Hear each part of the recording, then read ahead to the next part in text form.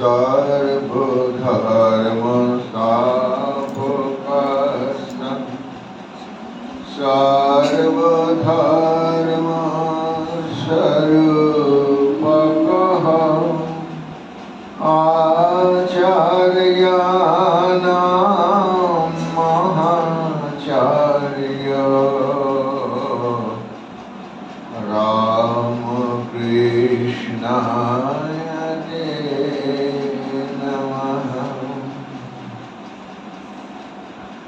यथाग्ने दाहिका शक्ति रामकृष्णे स्थिता हिया सर्ववेदा स्वरूपान्ता शारदं प्रणमाम्यहम् शारदं प्रणमाम्यहम् परताते सदा लीन रामकृष्ण समागया यो धर्म स्थापनरतो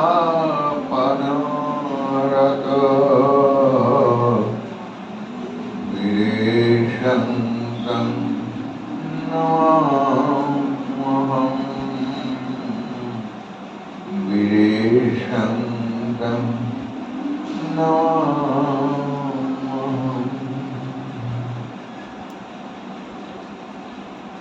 यस्य वीर्येण कृतेन वयं च भुवनानि च रामकृष्णं सदा वन्दे सर्वं स्वतन्त्रमीश्वरम्। আজকে একটি বিশেষ আয়োজন। এই আশ্রম সাধারণভাবে জ্ঞান মহারাজের আশ্রম বলে পরিচিত। জ্ঞান মহারাজ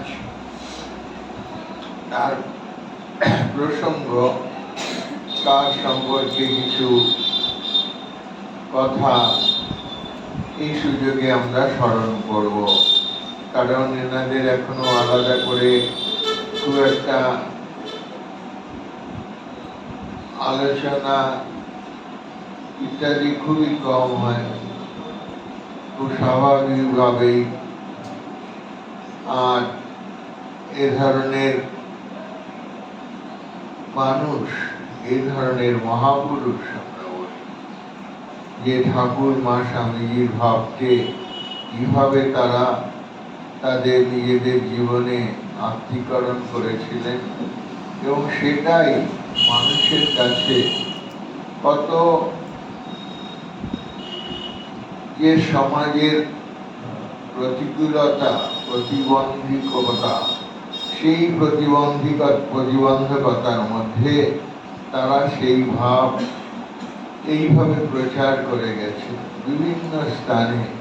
এই হাওড়াই আশেপাশে বেশ কিছু এই ব্যাঘ্রা অঞ্চলে, কদমতলা অঞ্চলে যে শিক্ষালয়, শ্রীরামকৃষ্ণের নামে স্কুল, ক্লাব এবং এই যুব সংগঠন, তাদের মধ্যে দিয়ে ঠাকুরমা স্বামীজির ভাব, তিনি তার কাছে যারা যেতেন বেলুড় মঠে এবং তাদের সঙ্গে সঙ্গে পরিচিত হওয়ার পর থেকে তাদের বলতেন একসঙ্গে জড়ো হতে, দুটো চারটি পাঁচটি যুবক হলেও হতো এইরকম, তাদেরকে তিনি অর্গানাইজ করতেন। কারণ স্বামীজির শিষ্য তিনি, স্বামীজির নির্দেশ যে এই যুবকদের প্রতি যেগুলো ছিল সেগুলো তিনি খুব শোনাতেন, বলতেন। তারপরে আমরা উল্লেখ করবো যে তিনি লিফলেটের মতো নিজে সেগুলোকে হাতে লিখে লিখে অন্যকে দিয়ে লিখিয়ে লোকের কাছে প্রচার করতেন, বিলি করতেন। যারা তাকে দর্শন করতে যেত বেলুড় মঠে তার ঘরটার নামই তিনি দিয়েছিলেন রামকৃষ্ণ প্রচার। এই সেই রামকৃষ্ণ প্রচারের অনেকগুলি লিফলেট এখন একত্রিত হয়ে সংকলিত হয়ে এই সম্প্রতি হাওড়া আশ্রম থেকে প্রকাশিত হয়েছে। সেগুলি প্রায় দুষ্প্রাপ্য হয়ে যাচ্ছিল, সেগুলো নিয়ে একটি বই প্রকাশিত হয়েছে। আর আগে এখান থেকেই এই জ্ঞান মহারাজের সান্নিধ্যে বলে একটি বই, আর জ্ঞান মহারাজের কথা বলে এরকম আরেকটি বই, তারা যা সঙ্গ করেছিলেন, তারা মহারাজ তাদের সঙ্গে যে গল্প করতেন, কথা বলতেন, প্রসঙ্গ করতেন, সেইগুলোকে এই লিপিবদ্ধ করেছেন। এই যে শ্রীরামকৃষ্ণ মন্দির, উত্তর বেটরা, হাওড়া, এখান থেকে এটি প্রকাশিত হয়েছিল। এবং এই প্রসাদ চন্দ্র ঘোষ প্রকাশ করেছিলেন, সম্পাদক তারকনাথ আঢ্য, 1976 সালে বেরিয়েছে। তাও 50 বছর হয়ে গেল দেখতে দেখতে। সেই এই বইগুলো সব জায়গায় এখন পাওয়া যায় না। এই আমাদের লাইব্রেরি বেলুড়মঠ পুরনো বলে কিছু কিছু, তা থেকেও আমরা কিছু জাস্ট উল্লেখ করলেও বোঝা যাবে যে কিরকম তিনি এই শ্রীরামকৃষ্ণ ভাবে, যাকে বলা হয়, যে একদম মশগুল ছিলেন, নিমজ্জিত ছিলেন, তাদেরই ধারা আমরা আসলে লাভ করেছি। আমরা ঠাকুর মা স্বামীজি তাদের সন্তানদের, মায়ের সন্তানদের কিছু হয়তো আমরা দেখতে পেয়েছি, দর্শন করতে পেরেছি একেবারে শেষের দিকে, কিন্তু স্বামীজির কোনো সন্তানকেই আমরা এখন যারা আছি এই যুগেরা কেউই দর্শন করেননি। অতএব ইনাদের মাধ্যমে আমরা যেমন স্বামীজিকে বোঝার চেষ্টা করি, শ্রীরামকৃষ্ণ ভাবকে বোঝার চেষ্টা করি, কারণ তারা সমগ্র জীবনটি সেইভাবেই ব্যয় করে গেছে, সেইভাবেই কাটিয়ে গেছেন, সেইভাবেই নিজেকে উদ্বুদ্ধ করেছেন এবং নিয়োজিত করেছেন এবং মানুষের কাছে সেই আদর্শকেই প্রচার করে গেছেন। তার জীবনের কিছু অংশ আমার কাছে সামান্য প্রস্তুত আছে, তা থেকে আগে আমি সেইটুকু তার ছোট্ট জীবনের, তার এত বড় জীবন কিন্তু একটু ছোট লেখার মধ্যে দিয়ে যেটুকু আমরা পেয়েছি তার সম্পর্কে সেইটুকু আগে একটু আমরা পাঠ করে নেব। তাহলে জীবনটার সংক্ষিপ্ত পরিচয় কিছুটা পাওয়া যাবে। ব্রহ্মচারী জ্ঞান মহারাজ, এই যে ব্রহ্মচারী, কেন স্বামীজি তাকে আদেশ করেছিলেন, নির্দেশ দিয়েছিলেন, তুই নৈষ্ঠিক ব্রহ্মচারী হিসাবেই থাকবি, সন্ন্যাস দেওয়ার প্রয়োজন নেই। তখনকার দিনে এগুলির সুবিধা ছিল এই যে তারা সন্ন্যাস না নিলেও তারা বিভিন্ন জায়গায় গিয়ে গিয়ে ঠাকুরের ভাব প্রচার করতে পারতেন, এবং ব্রহ্মচারী বলে অনেক বিধি নির্দেশ মঠের যে সন্ন্যাসীদের থাকে তার থেকে সেটা একটু কম ছিল। সাধুদের পক্ষে সব জায়গায় সকলের সঙ্গে মেলামেশা, এগুলিতে বেশি রেস্ট্রিকশন ছিল। আর এনারা বয়স হয়েছে, সারা জীবনই নৈষ্ঠিক ব্রহ্মচারী হিসেবে থাকবেন, এইরকম যখন গুরুদেব বলে গেছেন, তার মানেই তার পেছনে একটা কোনো উদ্দেশ্য আছে। এই ধরনের আশ্রমগুলো তৈরি করছেন, সেখানে তিনি নিজেই থেকে যেতেন। ওই যে ঘরটা, ওই ঘরে তিনি এখানে ছিলেন, এইটা সন্ন্যাসীর পক্ষে সম্ভব না। স্বামীজি যেহেতু তাকে আদেশ করে গিয়েছিলেন, এইভাবেও তিনি মঠে ঠাকুরেরই কাজ করেছেন। আমরা এইটুকু আগে একটু পাঠ করে নিলেও কিছুটা বুঝতে পারবো। ব্রহ্মচারী জ্ঞান মহারাজ। ব্রহ্মচারী জ্ঞান মহারাজ মুঙ্গেরের প্রবাসী বাঙালি হলেও আদতে তাঁদের আদি নিবাস ছিল হুগলি জেলার খানাকুল গ্রামে। হুগলি জেলার খানাকুল। পরে তার পিতা কলকাতা নিকটবর্তী বরানগর অঞ্চলে বসতি স্থাপন করেন। তার পূর্বাশ্রমের নাম ছিল জ্ঞানেন্দ্রনাথ বন্দ্যোপাধ্যায়। পিতা অন্নদা প্রসাদ বন্দ্যোপাধ্যায় এবং মাতা শিখরবাসিনী দেবী। তার পিতা কর্মসূত্রে মুঙ্গেরের জামালপুর রেলওয়ে অফিসে চাকরি করতেন। সেখানে 1876 খ্রিস্টাব্দে জ্ঞান মহারাজ জন্মগ্রহণ করেছিলেন। স্থানীয় ভিক্টোরিয়া হাই স্কুলে তার বিদ্যা শিক্ষা শুরু হয়, কিন্তু মাত্র 11 বছর বয়সে বাল্যকালে তার মাতৃবিয়োগ হলে পড়াশোনায় অমনোযোগী হয়ে পড়েন। ক্রমে তার মনে বৈরাগ্যের ভাব দৃঢ় হয়। লেখাপড়ায় উৎসাহ কমে গেলে তিনি সেবা কার্য ও শরীর চর্চায় মেতে উঠলেন। জ্ঞানেন্দ্রনাথ বিদ্যালয়ের প্রথাগত বিদ্যা শিক্ষার পাঠ সমাপ্ত করেননি।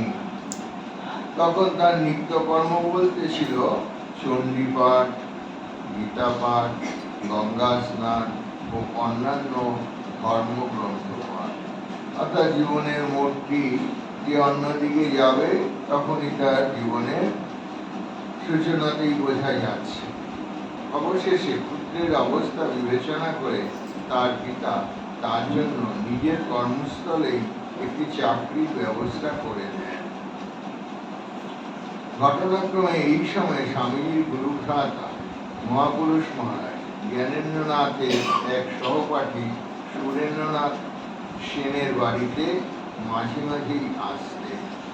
সেই সূত্রেই 1895 সালে,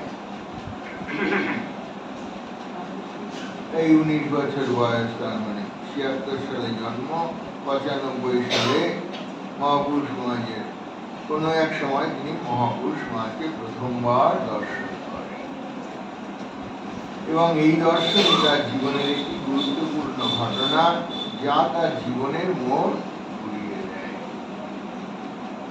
1897-98 সালে মুঙ্গেরে এক ভীষণ দুর্ভিক্ষ ও প্লেগের প্রাদুর্ভাব ঘটে। জ্ঞানেন্দ্রনাথ ও তার বন্ধু দুর্গানাথ ঘোষ এই মহামারীতে সেবা কার্যে অংশগ্রহণ করেছিলেন। ক্রমেই সংসার জীবনের প্রতি তার বৈরাগ্য প্রবল হয় এবং অচিরেই চাকরিতে ইস্তফা দিয়ে তিনি গৃহত্যাগ করেন অধ্যাত্ম জীবন যাপনের জন্য। এই 97-98 সালে বিহারের ভূমিকম্প হয়েছিল, দুর্ভিক্ষ হয়েছিল, প্লেগ হয়েছিল। বিভিন্ন সময়ে এই পুরনোদের মধ্যে আমরা পাই যে ওই ভূমিকম্পের সময় অখণ্ডানন্দজি খুব সেবার উদ্যোগ করেছিলেন। আবার এখানেও আমরা দেখছি এই দুর্ভিক্ষ এবং প্লেগের প্রাদুর্ভাব। এমনিতেই 97-98 সালে, 97 না হলেও 98-99 থেকে কলকাতায় বিশাল প্লেগের প্রাদুর্ভাব হয়। এই সময় তিনি হিমালয়ের আকর্ষণ প্রবলভাবে অনুভব করতেন। এই যে বিভাগী মন, উদাসী মন, বৈরাগ্যবান, তিনি কোনো এক সূত্র মারফত জানতে পারলেন 1900 সালের ডিসেম্বর মাসে দারুণ শীতের মধ্যে স্বামীজি হিমালয়ের মায়াবতী অদ্বৈত আশ্রমে আসছেন সদ্য প্রয়াত ক্যাপ্টেন সেভিয়ারের স্ত্রী মাদার সেভিয়ারকে সান্ত্বনা দেওয়ার জন্য। স্বামীজি প্রথমবার যখন ফিরে এলেন আমেরিকা থেকে, ঠিক সেই সময়ে এই স্বামীজি তখন মাদার সেভিয়ারকে 1900 সালে, তার মানে স্বামীজি যখন আমেরিকা তখন মানে প্রথম যখন 97 সালে ফিরলেন, তারপরে 3 বছর কেটে গেছে। দ্বিতীয়বারের মাঝে উনি তখন শুনলেন যে ক্যাপ্টেন সেভিয়ার মারা গেছে। যে মায়াবতী আশ্রম মাদার সেভিয়ার এবং তার স্বামী ক্যাপ্টেন সেভিয়ার করেছিলেন, স্বামীজি চেয়েছিলেন যে পাহাড়ে হিমালয়ে একটি অদ্বৈত সাধনের জায়গা হবে, অদ্বৈত ভাবে সেখানে সাধনা। সেইখানে ওরা ওদের ঠান্ডার দেশের মানুষ, আমাদের দেশের এই কলকাতার দিকে বা অন্যান্য দিকে যে গরম, পাহাড়ের দিকে, সেই অতএব তিনি ওই সময় অনুমান করে সেখানে উপস্থিত হলেন। মায়াবতীর ওই তুষার শৈলীর মধ্যে দীর্ঘ পার্বত্য পথ অতিক্রম করে তিনি অবসন্ন হয়ে পড়েন। তখন আশ্রমে মাদার সেভিয়া এবং আরো কয়েকজন সন্ন্যাসী ব্রহ্মচারী সেখানে অবস্থান করছিলেন। গোড়ার দিকে একেবারে জ্ঞানেন্দ্রনাথকে ক্লান্ত অবসন্ন দেখে মাদার সেভিয়ার এক গ্লাস গরম দুধ তাকে খেতে দেন। পরবর্তীকালে মাদারের এই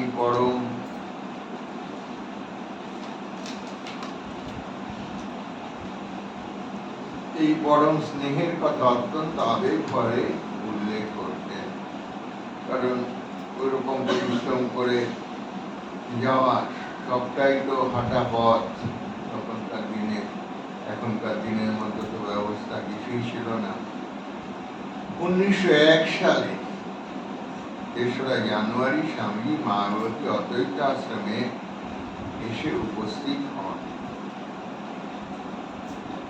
এখানে তিনি প্রথম স্বামীজির দর্শন ও সান্নিধ্য লাভ করেছিলেন। স্বামীজি তাকে জিজ্ঞাসা করেন, তোমার মঠে কি কেউ চেনেন? জ্ঞানেন্দ্রনাথ বলেন, হ্যাঁ, মহাপুরুষ মহারাজ আমায় চেনেন। স্বামীজির সাথে তার এই প্রথম পরিচয়। স্বামীজি জ্ঞানেন্দ্রনাথের সতেজ মন, বলিষ্ঠ শরীর দেখে খুব খুশি হন। এই মায়াবতীতে এই স্বামীজির কাছ থেকে তিনি মন্ত্র দীক্ষা লাভ করেছেন। কত সৌভাগ্য! আর এরকম আগ্রহী ব্যাকুল তারাই তো এই কৃপা পাবে। কোথায় মায়াবতী এখান থেকে চলে গেলেন। এ সময়কার একদিনের স্বামীজির অপার্থিব সান্নিধ্যের কথা লিখেছেন জ্ঞান মহারাজ। মায়াবতীতে স্বামীজির ঘরের জানলা দিয়ে চিরতুহিন গিরিমালা দেখা যায়। তিনি নিরালায় বসে বসে উপভোগ করতেন। একদিন আমাকে ওই সৌন্দর্য দেখালেন। দেখ দেখ কি চমৎকার শিবের স্তব জানিস? বলেই একটি স্তব অতীব শুদ্ধ বাণী সমন্বিত অশ্রুতপূর্ব অপরূপ কণ্ঠে আবৃত্তি করলেন। স্বামীজি নিজেই করলেন, ভাবটা এই মহাদেবের সবই সাদা, আর তিনি জ্যোতির্ময়। আবৃত্তি করতে করতেই কেমন যেন বাক্যহারা হয়ে গেলেন, স্থির নিশ্চয়। স্বামীজির কৃপা লাভ করে তার যেন নতুন জন্ম হল। জ্ঞানেন্দ্রনাথ হলেন ব্রহ্মচারী জ্ঞান। স্বামীজি চেয়েছিলেন জ্ঞান মহারাজ আজীবন ব্রহ্মচারী রূপে মঠে থাকবেন। তাই তিনি পরে আর আনুষ্ঠানিক সন্ন্যাস গ্রহণ করেন। আজীবন নৈষ্ঠিক ব্রহ্মচারী রূপে জীবনটি অতিবাহিত করেন। পরে মহাপুরুষ মহারাজ তাকে গেরুয়া বস্ত্র ধারণ করতে নির্দেশ দিলে সেই থেকে তিনি গেরুয়াও পরতেন। স্বামী বিরজানন্দজির সঙ্গে বেশ কিছুকাল তীর্থ ভ্রমণ করে মায়াবতীতে ফিরে আসেন। পরে বেলুড় মঠে এসে জীবনের শেষ দিনটি পর্যন্ত সেখানেই কাটান। এর মধ্যে উদ্বোধন কার্যালয়ে স্বামী শুদ্ধানন্দজির সহকারী রূপে কিছুদিন সেখানে কাজ করেন। উদ্বোধনে তিনি কিছু সময় পূজাদির কাজও করেছিলেন। ছাত্র যুবকদের মধ্যে স্বামীজির ভাবধারা প্রচার করতেই তাকে বেশি দেখা যেত। এই কথাটা যে বললাম, আমাদের বহু মহারাজ, পুরনো প্রবীণ মহারাজরা জ্ঞান মহারাজের সংস্পর্শে এসেই সাধু হয়েছেন, সেই রকম বহু উল্লেখ আছে। এবং তারা তাদের কথায় জ্ঞান মহারাজের কথাই বলতেন। এটাই ছিল তার জীবনের উদ্দেশ্য। স্বামীজির কথা বলা, ঠাকুরের কথা বলা, তাদের বাণী প্রচার করা। শ্রীরামকৃষ্ণ স্বামী বিবেকানন্দ বিষয় পুরনো লেখা এবং নিজের রচিত নতুন প্রবন্ধাদি তিনি পুস্তিকাকারে ছাপিয়ে স্বীয় নামে প্রকাশ করে যুব সম্প্রদায়ের হাতে সেগুলি আগ্রহ ভরে তুলে দিতেন। সম্প্রতি হাওড়া রামকৃষ্ণ বিবেকানন্দ আশ্রমের শতবার্ষিকী উপলক্ষে শ্রী শ্রী রামকৃষ্ণদেব শীর্ষক একটি পুস্তিকা প্রকাশ করে দুর্লভ উক্ত রচনাগুলিকে সংরক্ষিত করা হয়েছে। আপনারা যখন হাওড়া রামকৃষ্ণ আশ্রমে যাবেন, এরপর সেই বইটির সংবাদ নেবেন, একটি সংগ্রহে রাখবেন, দেখবেন ওটার মধ্যে অসংখ্য মহারাজ যে লিফলেটগুলো, যে রচনাগুলি প্রচার করতেন তার যতগুলো দুষ্প্রাপ্য পাওয়া গেছে সেগুলি একসঙ্গে সংকলিত করে এই গ্রন্থ রূপে প্রকাশিত হয়েছে। শ্রী শ্রী রামকৃষ্ণদেব জ্ঞান মহারাজের বললেই তারা দিয়ে দেবে। সে সময় কাশুন্দিয়া কুরুট অঞ্চলের কয়েকজন যুবক নিয়মিত কথামৃত পাঠ ও ধর্ম প্রসঙ্গ করতেন। ওই আশ্রম কুরুটে আগে ছিল, কুরুট আশ্রম বলে সেটি তখন পরিচিত। বেলুর মঠে জ্ঞান মহারাজের সঙ্গে তাদের যোগাযোগ হয় পূজনীয় অবতারণ মহারাজ যে স্বামী সংশুদ্ধানন্দ তার মাধ্যমে। কারণ তিনি নিজেও পূর্বাশ্রমে হাওড়া কদমতলায় থাকতেন। এই সংশুদ্ধানন্দজি প্রসঙ্গ যখন এলো, ভবতারণ মহারাজ তিনি অদ্ভুত, তিনি ওই রকম ছিলেন। এখনকার মতো আমাদের যে যাকে আমরা এখন বলি যে সংঘবদ্ধ হওয়া, রেজিমেন্টেশন, বেলুর মঠ প্রধান কার্যালয় তার থেকেই নির্দেশিত সমস্ত আশ্রমগুলো যেভাবে এখন কাজ আমরা লক্ষ্য করি, পরিচালন লক্ষ্য করি, তখন তো ততটা সংঘবদ্ধ সেইভাবে ছিল না, আর এত ধরনের কাজ ও ছিল না।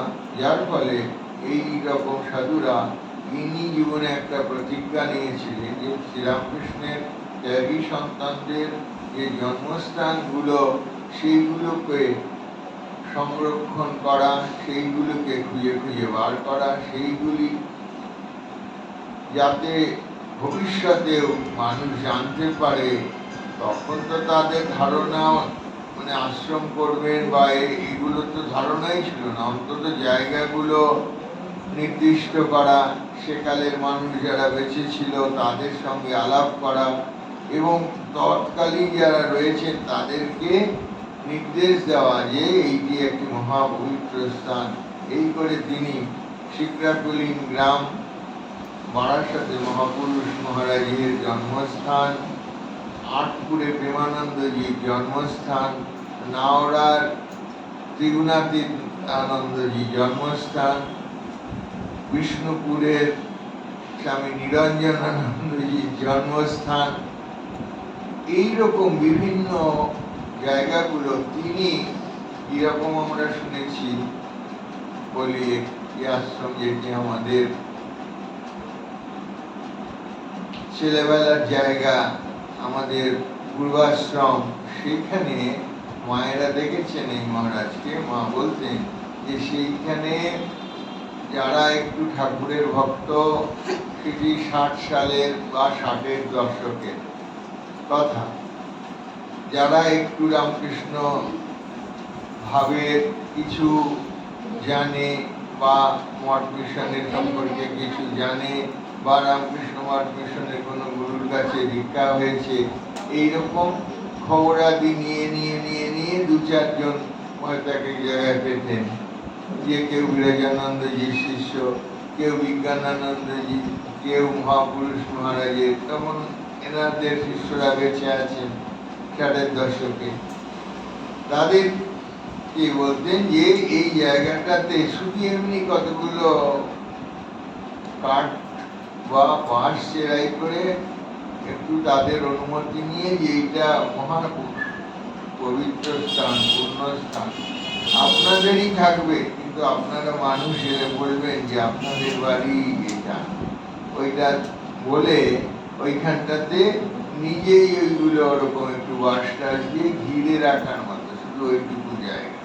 এর কাছে ওর কাছে শুনে যে কোথায় জন্মস্থান, কোথায় তাদের ঘরটা ছিল, কোথায়, এইভাবে এই যে আটপুর, যদিও বাড়ি তখন ছিল, বারাসাতেও ছিল, কিন্তু তখন তাদের পরবর্তী বংশধররা রয়েছে, সেই জন্য তাদের কাছে এখানে আশ্রম হতে পারে অমুক তমুক এইসব বললে তো তারা ওগুলো আরো মানে সকলে তো সমভাবাপন্ন সম্পন্ন হন না, তারা হয়তো সেগুলোকে উঠিয়ে দেবে বা কিছু, সেই জন্য তিনি ওখানকার জনসাধারণের মধ্যে কিছু যারা ভক্ত, ওই ভক্ত শ্রেণীর মানুষের কাছে ওইটা প্রচার করতেন, বলতেন এই জায়গাটি মহাপবিত্র স্থান, আপনারা অমুক জায়গায় আছেন জানেন, এখানে মহাপুরুষ মহারাজের জন্মস্থান, এখানে স্বামী ব্রহ্মানন্দজির জন্মস্থান, এটা অধিকাংশ মানুষ তখন তো জানতো না, কিন্তু উনি ওদের দুজন একজনকে নিয়েও ওই জায়গাগুলো দেখতেন, ওই জায়গা দেখাতেন, এবং ওইরকম কাঠ বা বাঁশ সেলাই করে একটু কাটা টাটা দিয়ে ওই জায়গাটা ঘিরে রাখতেন, দুটো ফুল দিতেন, মাঝে মাঝে উনি ব্যাগ একটা কাঁধে করে এরকম 7 দিন 10 দিন বেলুড় মঠ থেকে বেরিয়ে যেতেন, এইগুলি যাতে আছে কিনা স্থানটি চিহ্নিত করা, এগুলো দেখতেন। এই ওনার একটা কাজ ছিল। আজকে দেখুন সেইগুলি প্রত্যেকটি আমাদের মঠ মিশনের অন্তর্গত একটা মহাস্মৃতিপূর্ণ পবিত্র তীর্থ একে রাজা মহারাজের জন্মস্থান চিত্রাকুলিনা, কত সুন্দর, নিশ্চয়ই আপনারা গেছেন অনেকেই, বরাসা, কত ভক্ত, কত দীক্ষা হয়েছে, মন্দির হয়েছে, এখন সেটি মঠের মধ্যে এসেছে, সেই রকম আটপুর, সেই রকম নওড়া, সেরকম বিষ্ণুপুর। এইভাবেই স্বামীজির বাড়ি পেতেই আমাদের 100 বছর, স্বামীজির মহাপ্রয়াণ 1902, সেখানে 2004 সালে স্বামীজির বাড়ি উদ্বোধন হয়েছিল, মানে 102 বছর পরে সেটা আমাদের হাতে, মানে সরকারিভাবে সেটা একটা সেন্টারের রূপ নেয়। তাদেরই বাড়ি, কিন্তু বহু মানুষ এগুলোকে এমনভাবে, তখন মঠের সম্ভব ছিল না, তাদের নিজেদের আশ্রয় সবাই একটু বেলুড় মঠ হয়ে গেছে, তাই তো?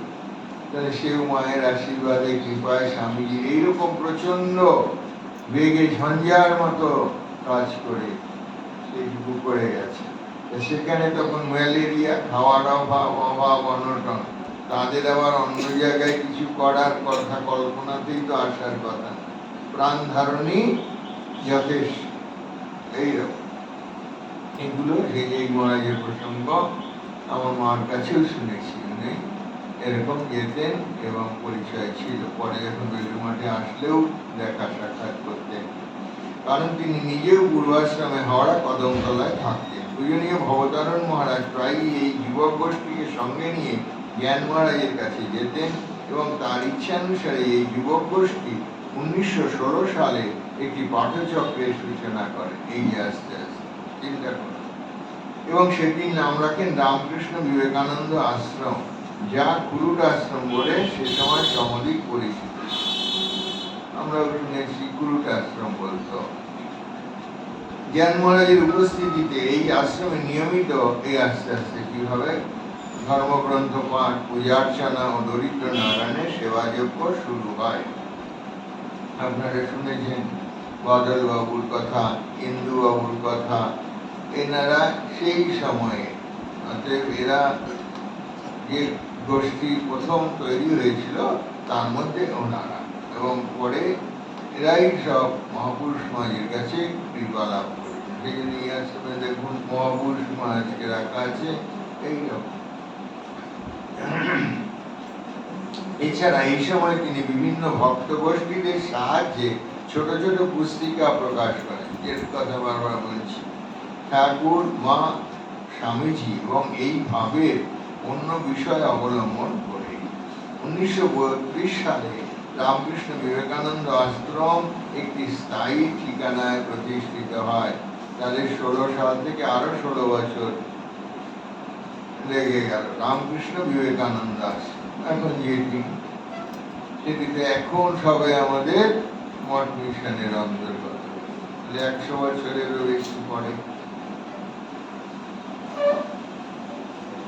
ইতিমধ্যে 1922 খ্রিস্টাব্দে আশ্রমটি স্থানীয় এক প্রাথমিক বিদ্যালয় অধিগ্রহণ করে বিবেকানন্দ ইনস্টিটিউশন নাম দিয়ে স্বামীজির আদর্শে শিক্ষাদান তাদের জীবনব্রত রূপে গ্রহণ করেছে। তার প্রথমে প্রাইমারি স্কুল, ওই যুব আশ্রমের সঙ্গে যুক্ত হলো। এখন হাওড়া বিবেকানন্দ ইনস্টিটিউশন অন্তত এখন নয়, অন্তত প্রায় আমাদের ছাত্র জীবন থেকেও আমরা তার সুনাম শুনে আসছি।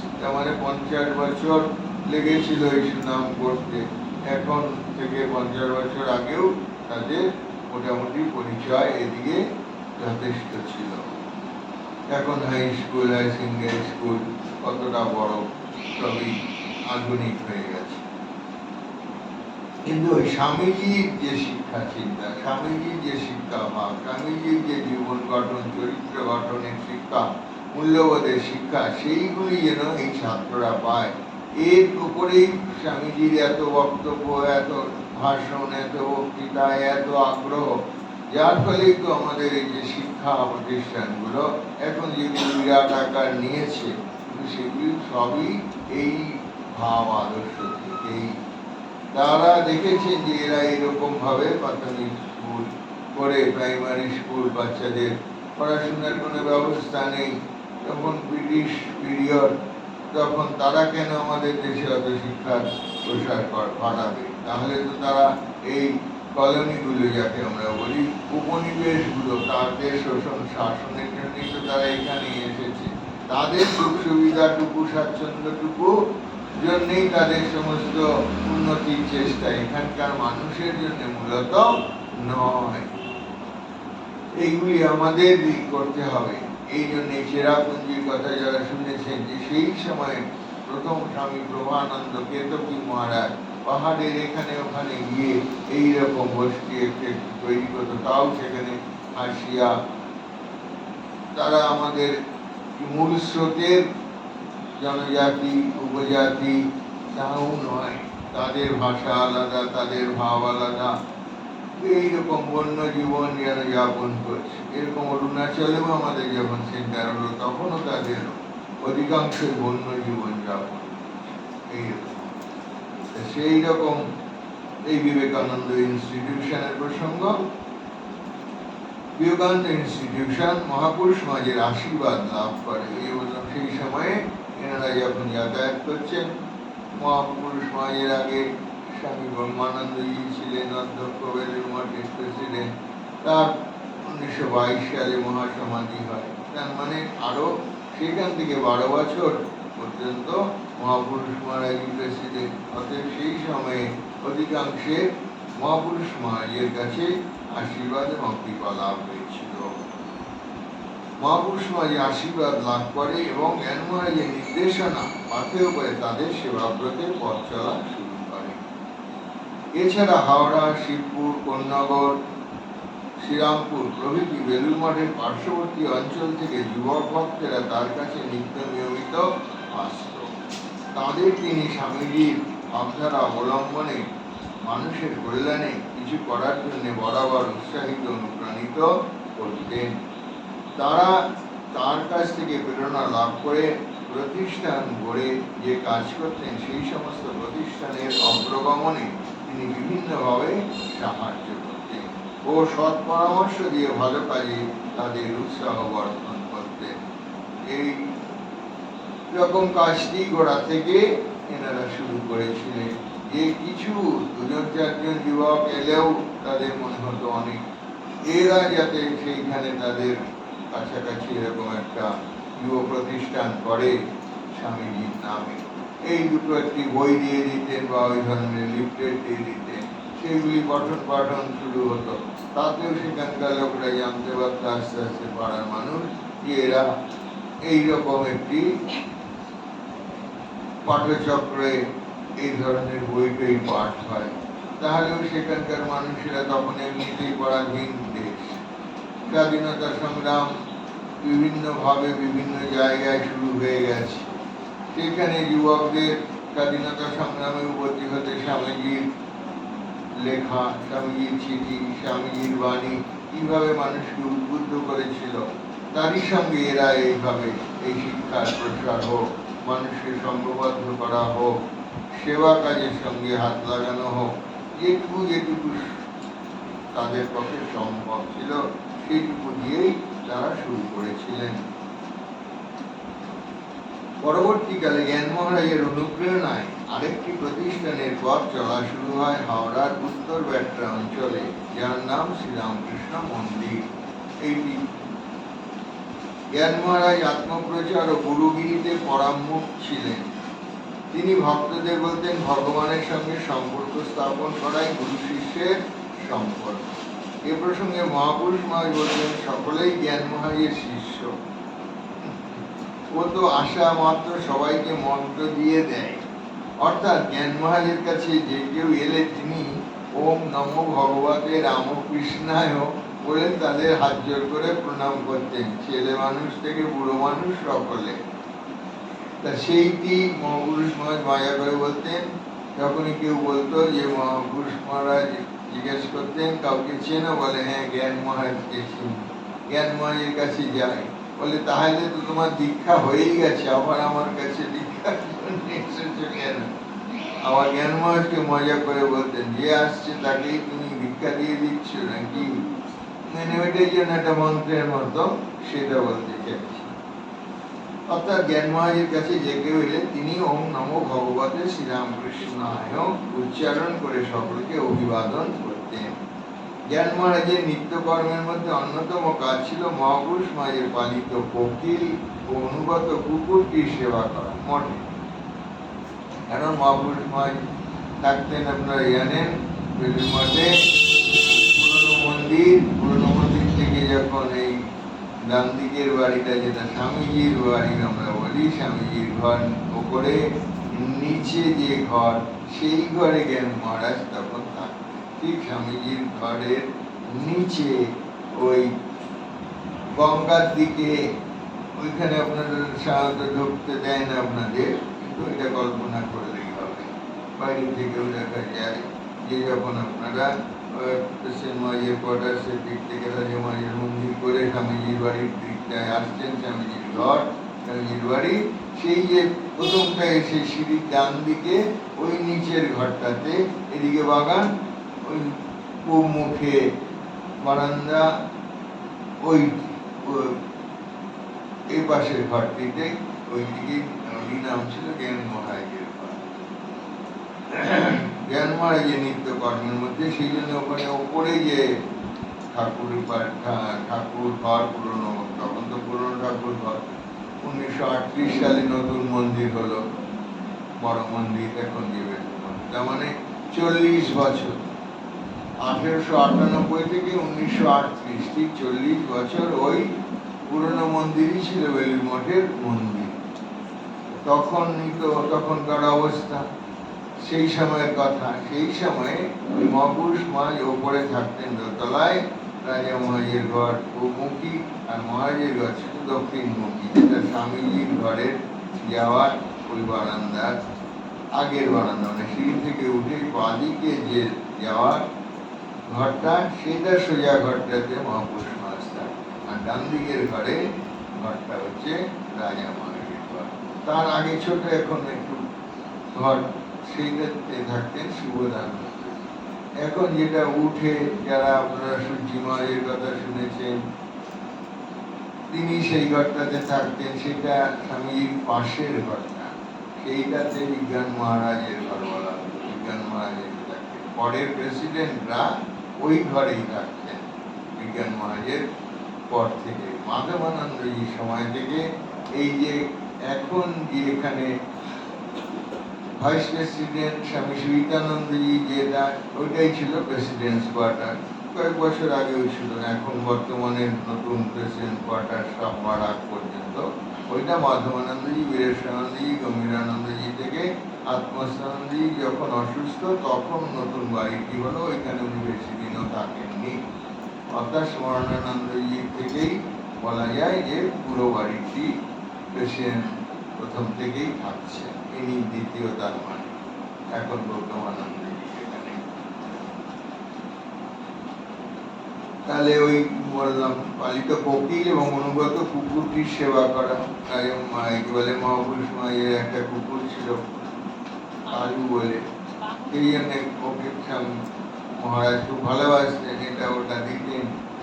আর বলতেন মানুষকে, মহাপুরুষ মায়ের জীবনীতে এগুলির উল্লেখ আছে, যে হচ্ছে আমার কুকুর, আর নিজেকে দেখে বলতেন ঠাকুরের ছবি দেখে, এটা হচ্ছে ওর।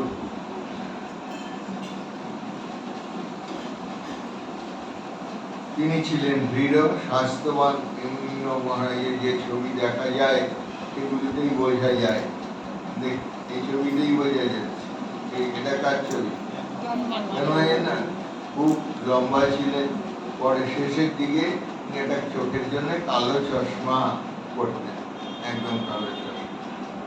দৃঢ়, স্বাস্থ্যবান, সুপুরুষ ও দীর্ঘ ঋজু দেহের অধিকারী,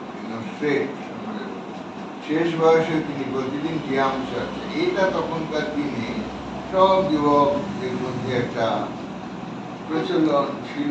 এটা ধীরে ধীরে এই আধুনিক জগৎ হয়, যার ফলে এত ওষুধ, ডাক্তার, এই চর্চাগুলো না।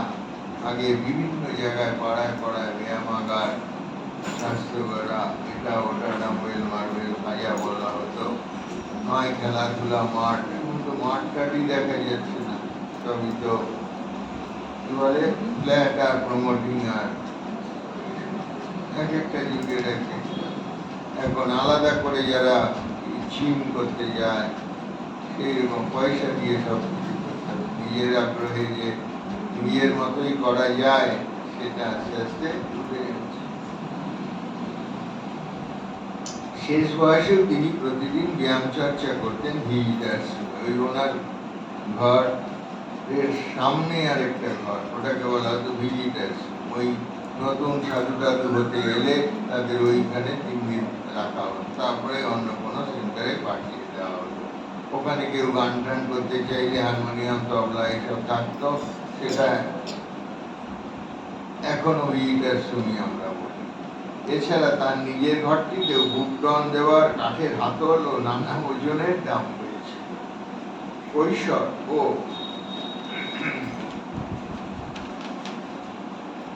যৌবনকালে বরানগরের কুটিঘাট থেকে বেলুর মঠ পর্যন্ত গঙ্গায় তিনি সাঁতার কাটেন, মানে এপার ওপার এইরকম, মানে বোঝা যাচ্ছে কতটা শক্তিশালী। বৃদ্ধ বয়সেও তার গঙ্গা স্নান বজায় ছিল, ওনার গঙ্গার ঘাটেই ওনার ঘরটা বলতে গেলে। তিনি সারা জীবন স্বাবলম্বী ছিলেন, তখনকার দিনে সকলেই প্রায় তাই ছিল। পারতপক্ষে কারোর সেবা গ্রহণ করতেন না, চোখে কম দেখতেন, একটা কালো চশমা পরে থাকতেন। তার ঘরে পুরীর তালপাতার ঝাঁপি বা ওই ধরনের বাক্সে নানা প্রকারের শুকনো প্রসাদ রাখা থাকত। ছোলা ভাজা, খেজুর, মুরগি, নকুলদানা, পুরী, ছোট ভাজা ইত্যাদি। এইগুলি আমরা পুরনো সাধুদের মুখে শুনেছি বা প্রবীণ সাধুদের দিয়ে ওনার কাছে গেলেই ওই রকম সম্বোধন করতেন, ওম নমো ভগবতে শ্রী রামকৃষ্ণায়। তারপর ওখান থেকে হাতে একটু কিছু প্রসাদ দিত। আর বয়স্ক ভক্তরা এখানে ওখানে তীর্থে গেলে কিছু এনে দিত মহারাজকে, আর মহারাজ ভক্তদের জন্যই আবার রেখে দিতেন তার থেকে। তার কাছে আগত যুবক ভক্তদের ওই সমস্ত প্রসাদ দিয়ে তিনি আপ্যায়িত করতেন। স্বামী শারদানন্দজি জ্ঞান মহারাজ সম্পর্কে একবার বলেছিলেন, স্বামীজির কাজ ছেলেদের ভেতর জ্ঞান মহারাজ অনেক করেছে। একদম ঠিক কথা। এইটি ছিল তখনকার দিনে স্বামীজির কাজ বলে অভিহিত করেছিল, যে এই যুব সমাজকে, মানুষকে, ভক্তদের কাছে এই শ্রীরামকৃষ্ণ কেন এসেছেন, মা সারদা দেবীকে, স্বামী বিবেকানন্দের বাণী। মায়ের কথা বেশি প্রচলিত ছিল না, সকলেই জানে যে মায়ের এই শতবর্ষ থেকে যেন মা নিজে আস্তে আস্তে প্রকাশিত হয়েছে। তার আগ পর্যন্ত তার প্রসঙ্গে এরকম বাইরে খুব কমই বলা হতো, নিজেদের মধ্যেই সকলে জানত। কিন্তু স্বামীজির কথাই সকলে বলতেন, এবং স্বামীজিও সেই নির্দেশ দিয়ে গিয়েছিলেন যে আগে আমাকে বুঝ, তারপর তোরা ঠাকুরকে বুঝবি। শেষের কয়েক বছর বার্ধক্যজনিত বিভিন্ন অসুখে তিনি ভুগছিলেন। 1963 খ্রিস্টাব্দে এইটা ওনার একটা ইচ্ছে ছিল যে স্বামীজি সেন্টিনারি তিনি দেখে যাবেন এবং করে যাবেন। বা যোগদান করবেন। নিজেই বলতেন যে স্বামীজির সেন্টিনারি না দেখে শরীর যাবে না, এবং সত্যিই তাই হলো। 63 সালে 22শে মার্চ, মানে জানুয়ারিতে স্বামীজির জন্ম, সেন্টিনারি হয়ে গেল ফেব্রুয়ারি মার্চ মাসে 22 তারিখে রাত 12টা বেজে 25 মিনিটে নিউমোনিয়াতে আক্রান্ত হয়ে 86 বছর বয়সে তিনি প্রয়াত হন। মহারাজজি ছিলেন স্বামীজির সর্বশেষ জীবিত। জ্ঞান মহারাজের প্রেরণাতে স্বামী নির্বেদানন্দজি গৌরীপুরে ছাত্রাবাস, হাওড়ার বিবেকানন্দ ইনস্টিটিউশন তথা শ্রীরামকৃষ্ণ বিদ্যালয় ও আরো অন্যান্য সামাজিক প্রতিষ্ঠান গড়ে ওঠে। এইটুকু একটু জীবনী আমার কাছে নিয়ে যেখান থেকে যা পেয়েছিলাম লেখা ছিল। এবারে এইখান থেকে যে বইটা বেরিয়েছে এটা সম্পর্কে কিছুটা ভূমিকাটা পড়ি, তাহলেও আপনারা বুঝতে পারবেন। এগুলি চর্চাটা নেই, পাওয়াও যায় না বই সব সময়, তাহলে বোঝা যাবে যে এর মধ্যে কি আছে।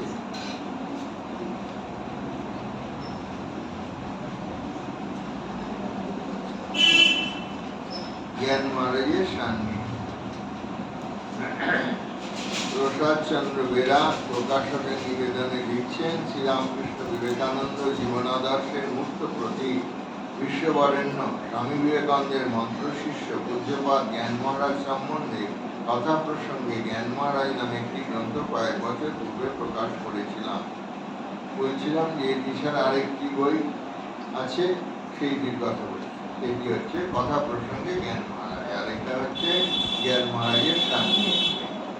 ওই তারা বসতেন, গল্প করতেন, আসতেন, প্রসঙ্গ হতো, তার থেকে যেমন লিখে লিখে কিছু কিছু এই পুরনো কথা কত ভালো লাগে। এই ধরনের বই পেলে একটু একটু করে পড়লেও কত আনন্দ হয়, কত কি জানা যায়। সেই যুগে যেন আমরা চলে যাই, তাদের সাহচর্য লাভ করি, সান্নিধ্য লাভ করি। সেই জন্যই তো স্মৃতি কথাগুলো এত মূল্যবান, খুবই প্রয়োজন। সেগুলি আমাদের বেশি আকর্ষণ করে। গ্রন্থটি শুধুও ভক্ত পাঠকদের কাছে বিশেষ সমাদর লাভ করে। আগের গ্রন্থটির কথা বলছে। গ্রন্থটির ওই সংস্করণ কিছুকাল পূর্বে নিঃশেষিত হয়। দুজনীয় জ্ঞান মহারাজ সম্বন্ধে একটি আরো পূর্ণাঙ্গ গ্রন্থ প্রকাশনে আমরা ব্রতী হই। এটি দ্বিতীয় বই। এখন বর্তমান গ্রন্থ জ্ঞান মহারাজের সান্নিধ্যে সর্বসাধারণের হাতে তুলে দিতে পেরে আমরা আনন্দ অনুভব করছি। আশা করি এই গ্রন্থ পাঠে সকল শ্রেণীর পাঠক উপকৃত হবেন। এই গ্রন্থ প্রকাশনে ক্যালকাটা বুক হাউসের অংশীদার বন্ধুবর পরেশ চন্দ্র ভাওয়াল আমাদের সর্বপ্রকারের সহায়তা করেছেন। প্রকৃতপক্ষে তার অকুণ্ঠ সাহায্য সহৃদয়তা ব্যতিরেকে এই গ্রন্থ প্রকাশ করা সম্ভব হতো না। শ্রীরামকৃষ্ণ মন্দিরের পক্ষ থেকে তাকে আন্তরিক কৃতজ্ঞতা জানাচ্ছি। প্রসাদ চন্দ্র ঘোষ, শ্রীরামকৃষ্ণ মন্দির, উত্তর ব্যাটরা, হাওড়া। স্বামী বিবেকানন্দ জন্মতিথি শুক্রবার 9 মাঘ 1382, ইংরেজি 23 জানুয়ারি 1976 সালে। ওই সম্পাদকের একটা নিবেদন এই প্রসঙ্গেই তারকনাথ আড্ড তখন ওই 76 সালে, তখন উনি সম্পাদক এই আশ্রমে। কয়েক বছর পূর্বে স্বামী বিবেকানন্দের মন্ত্র শিষ্য পূজ্যপাদ জ্ঞান মহারাজ সম্বন্ধে কথা প্রসঙ্গে জ্ঞান মহারাজ নামে একটি গ্রন্থ প্রকাশিত হয়। বিভিন্ন পত্রপত্রিকা ও অনুরাগী পাঠক ও ভক্তবৃন্দ ওই গ্রন্থে জ্ঞান মহারাজের কথা সর্বসাধারণের মধ্যে প্রচারিত হওয়ায় আনন্দ প্রকাশ করেন। ওই সংস্করণটি বর্তমানে নিঃশেষিত। ইতিমধ্যে বহু অনুরাগী পাঠক ও ভক্তবৃন্দ আগ্রহ প্রকাশ করেন যেন তাঁর জীবন ও বাণী সম্বলিত একটি পূর্ণাঙ্গ গ্রন্থ প্রকাশিত হয়। সেই ইচ্ছার প্রতি লক্ষ্য রেখে বর্তমান গ্রন্থ জ্ঞান মহারাজের সান্নিধ্যে প্রণয়ন করা হয়েছে। যারা এই গ্রন্থের সম্পাদনে সহায়তা করেছেন তাদের সকলকে আন্তরিক কৃতজ্ঞতা জ্ঞাপন করি। আমরা সর্বান্তকরণে বিশ্বাস করি শুধু পাঠক রামকৃষ্ণ বিবেকানন্দ প্রাণ এই মহাপুরুষের জীবন ও বাণী অনুধ্যান করে আধ্যাত্মভাবে উদ্বুদ্ধ হবে। এই আজকে আমরা সেই অবসরটুকু পেয়েছি বলে অন্য সময় তো ঠাকুর মার সঙ্গে এই কথা বলি, সেই জন্য একটু জ্ঞান মহারাজের প্রসঙ্গ করেই আমাদের আজকে কাটুক। সেটাও ওই 23শে জানুয়ারি 1976। ওপরে এই বিষয়টা ওম নমো ভগবতে রামকৃষ্ণ, তার কথাই মনে পড়বে বলে ওটা রেখেছেন। ওনারা ওনার সঙ্গ পেয়েছেন, বলতেন দেহের শান্তি ঘুমে, মনের শান্তি নামে। জ্ঞান জ্ঞান মহারাজ একটা ছোট্ট কথা দিয়ে রেখেছে, সুন্দর। সূচিপত্রে বোঝা যাবে জ্ঞান মহারাজ, পূর্ণ শ্লোক শ্রীমৎ জ্ঞান মহারাজ, কথা প্রসঙ্গে ভাবের কথা, পত্র সংকলন, সার কথা, অঞ্জলি, শ্রী গুরু অষ্টক, পরিশিষ্ট রূপান্তর, শ্রীরামকৃষ্ণ মহারাজ।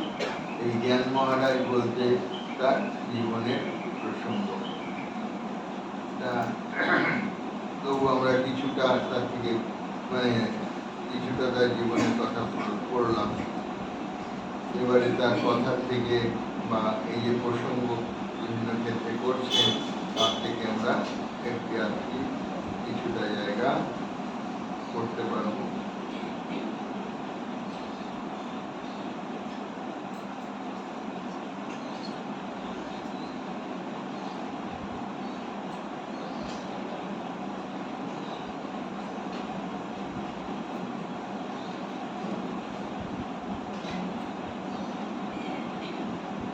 মানুষকে প্রচার করার জন্য উনি যেগুলো করতেন, তার মধ্যে যাতে তাদের ভক্তি ভাব বা ঠাকুর সম্পর্কে জানতে পারে, গানও তিনি প্রচার করতেন। এই শ্রীরামকৃষ্ণ দয়া ভিক্ষা স্তব বা শ্রী গুরু অষ্টক, আজকে এটা তো বাঙালি শুধু না, বিভিন্ন জায়গায় এই গানটি ভবসাগর তারণ, এটা দেবেন্দ্রনাথ মজুমদারের লেখা, ঠাকুরের গৃহভক্ত।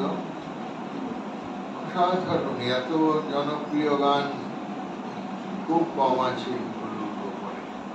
বহু সম্প্রদায় এইটি, আমাদের শুধু রামকৃষ্ণ ভাব নয় বা বাঙালি শুধু না, বিভিন্ন জায়গায় তারা এই গানটিকে ভবসাগর তারণ, রবিনন্দন খণ্ডন, এই কটা গানের দিয়ে রেখেছে। রূপান্তর বলে একটি নিজেই লিখেছিলেন, সেই রকম বেশ কয়েকটি 8টি 9টি 10টি গান, এইগুলি ওনার ওই যে বললাম প্রচার করতেন, তার মধ্যে থাকতো। অঞ্জলি বলে লোকে জানবে বলে এই একটা অধ্যায় করছে। অঞ্জলি রামকৃষ্ণ বিবেকানন্দ প্রচার পর্যায়ে আরেকটি পুস্তিকা, ছোট হাতে লিখে, তখন ছাপানোর জন্য পরে কেউ কিছু ওই 4 আনা 8 আনা তখনকার দিনে প্রণামী দিলে উনি ওই পয়সাগুলি একটা টিনের বাক্সে রাখতেন, সেটা দিয়ে বলতো যে এইটা ছাপিয়ে দেয় কিনা দেয়। তখনকার দিনে 2 টাকা 2.5 টাকা 3 টাকা হলেই হয়তো 20 কপি করে দেবে, ওরা সেটুকু করে আনতো ওই ভক্তদেরই দিতে, ছেলেদেরই দিতে। তার মধ্যে এই শ্রীরামকৃষ্ণ স্তোত্র, এখন এগুলো তো সব বই আমরা জানি, আমরা তখন তো লোকে অত জানে না। এবং স্বামীজি রচিত আচণ্ডালা প্রতিহত রয় যস্য প্রেম প্রবাহ, ওই এখন চ্যান্টিং হয়, গান হয়। তারপর ঠাকুরের আর একটি গান, খণ্ডন ভগবান ভগবান, এই লোকের মধ্যে প্রচার করার জন্য স্বামীজির লেখা, অতএব তিনি সেটাকে প্রচার করবেন। এইরকম মানসিকতা তখন কয়জন জানে? এখন আমরা যাচ্ছি আশ্রমে, শুনছি আচ্ছা কি ওটা প্রার্থনা সঙ্গীত আছে, ওখান থেকে কিনে নিই, আচ্ছা আচ্ছা এটা কিনে নিয়ে গেল। আগে ছোট ছোট বই এইসব, এইটুকু রামনামের বই ছিল না, আবার ফেরত নেওয়া হতো, রেখে যাও। সেরকম ঠাকুরের এই আরতির গানগুলো ওইরকম ছোট, ওইরকম হালকা সব দেওয়া থাকতো। কারণ ভক্তরা নতুন আসছে, জানে না, গণপতিটি বাংলায় লেখা কিন্তু সংস্কৃত শব্দ শব্দ বেশি সেখানে, সেই জন্য গুরুগম্ভীর এইগুলো শব্দগুলো কি, যাতে অন্তত পড়ে। এটা আমরা যখন আশ্রমে যাতায়াত করেছি ছেলেবেলা থেকে আমরা এটা দেখেছি। আমাদের বাড়ির কাছে যে আশ্রম, ওম নমো ভগবতে রামকৃষ্ণ, ওই ওম রিং রিতম, ওই তারপরে স্থাপকায় ধর্মস্ব প্রণাম, মানে যে কোনো ভাবে ঠাকুর মায়ের তখনকার সময়ের কথা ভাবতে হবে, তখন এগুলি কত ইম্পর্টেন্ট। এখন আমরা এগুলো করছি পাচ্ছি, কিন্তু তখন তো এগুলো সম্ভব ছিল না। যে 20 সাল মানে 100 বছর আগের কথা, 25 সাল মানেই 100 বছর আগের কথা। তখন যদি কেউ এগুলো প্রচার করতে থাকে 50 সালে, 60 সালে, 80 সালে, তখন বইগুলো এর মধ্যে এসে গেছে। ওনার 63 সালে অর্থাৎ স্বামীজি সেন্টিনারি ইয়ারে শরীর যায়, তাহলে তার আগ পর্যন্ত তিনি এই ধরনের কাজ করে গেছেন। তখন এটা সমাজে কত প্রয়োজনীয় অত্যাবশ্যক ছিল। গুরুস্তোত্র নরদেব দেব জয় ওইসব স্বামী বিবেকানন্দ। শ্রী সারদা দেবী স্তোত্র প্রকৃতি পরমাম অভেদানন্দজি রচিত, রামকৃষ্ণানন্দজি রচিত অনিত্য দৃশ্যেশ। এইগুলি তখন সাধারণ মানুষের মধ্যে তত প্রচারের মানে সময়ই আসেনি, তখন জানবে কি করে মানুষ। তারপরে এই শারদানন্দজি রচিত সর্বধর্ম স্থাপকাস্তম সর্বধর্ম স্বরূপ, আমি যেটা আবৃত্তি করি সাধারণত কাছে লাগে সেইটা যথাগ্নিদায়িকার এই সর্ববিদ্যা সর্বগ্রন্থ, এই বড় তত্ত্বের সন্ধানীন কালিন্দী বুদ্ধ কমরে যোগানন্দ প্রেমানন্দ, এইটা শারদানন্দজি। তাহলে এগুলো বেসিক যেগুলি প্রথম দরকার শ্রীরামকৃষ্ণ ভক্ত জনের মধ্যে প্রচারে, সেইগুলো কি সুন্দর করেছে। ঠাকুরের 3টে প্রার্থনা একটা জায়গায় দিয়েছি, শ্রীরামকৃষ্ণের প্রার্থনা কথামৃতেরই, কিন্তু কথামৃত কয়জন তখন চিনেছে, কয়জনের কাছে আছে, কয়জন পড়ে, এই 3টেই পড়ি। তো চিরদিনের প্রার্থনা, মা ঠাকুর বলছেন, মা আমি তোমার শরণাগত শরণাগত, দেহ সুখ চাই না মা, লোকমান্য চাই না, অষ্টসিদ্ধি চাই না, কেবল এই করো যেন তোমার শ্রী পদপদ্মে শুদ্ধা ভক্তি হয়, নিষ্কাম অমলা অহৈত কি ভক্তি, আর যেন মা তোমার ভুবন মোহিনী মায়ায় মুগ্ধ না হয়, তোমার মায়ার সংসারে কামিনী কাঞ্চনের উপর ভালোবাসা যেন কখনো না হয়। মা তুমি বই আমার আর কেউ নাই, আমি ভজনহীন, সাধনহীন, জ্ঞানহীন, ভক্তিহীন, কৃপা করে শ্রী পদপদ্মে আমায় ভক্তি দাও। মা এই লও তোমার অজ্ঞান, এই লও তোমার জ্ঞান, আমায় শুদ্ধা ভক্তি দাও। এই লও তোমার সূচি, এই লও তোমার অসুচি, আমায় শুদ্ধা ভক্তি দাও।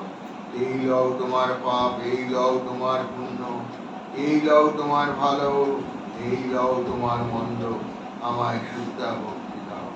এই লও তোমার ধর্ম, এই লও তোমার অধর্ম, আমায় শুদ্ধা ভক্তি দাও। ও রাম আমি ভজনহীন, সাধনহীন, জ্ঞানহীন, ভক্তিহীন, আমি ক্রিয়াহীন, রাম শরণাগত, ও রাম শরণাগত, দেহ সুখ চাইনে রাম, লোকমান্য চাইনে রাম, অষ্টসিদ্ধি চাইনে রাম, শতসিদ্ধি চাইনে রাম, শরণাগত শরণাগত, কেবল এই করো যেন তোমার শ্রী পাদপদ্মে শুদ্ধা ভক্তি হয়। ও রাম আর যেন তোমার ভুবন মোহিনী মায়ায় মুক্ত না হই রাম, ও রাম শরণাগত। আমি কাঁদতাম আর বলতাম, মা বিচার বুদ্ধিতে বজ্রাঘাত। শুধুই না, এই যে পরবর্তী মানুষেরা যে এইগুলোকে রেখেছে, তারাও তো আমাদের কাছে কত কৃতজ্ঞতা তাদের প্রতি আমাদের থাকার কথা, তাই তো। শুধু জ্ঞান মহারাজ না, তাদের সঙ্গেও যারা করে এইটুকু রেখেছে, সেটুকু তো আমাদের কাছে অনেক প্রাপ্য, অনেক প্রাপ্তি।